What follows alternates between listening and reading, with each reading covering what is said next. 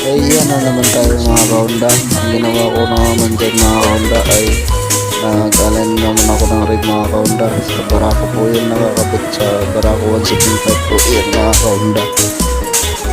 Yan.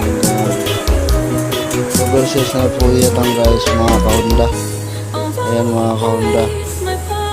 Ayan nagatan na yung rice niya mga kaunda. Lock din rin mga kaunda.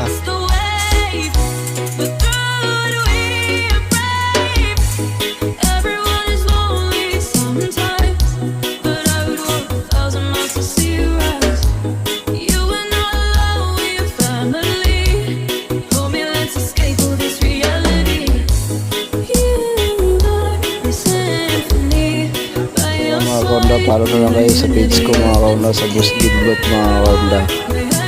Comment na lang kayo mga kaunda, like, share.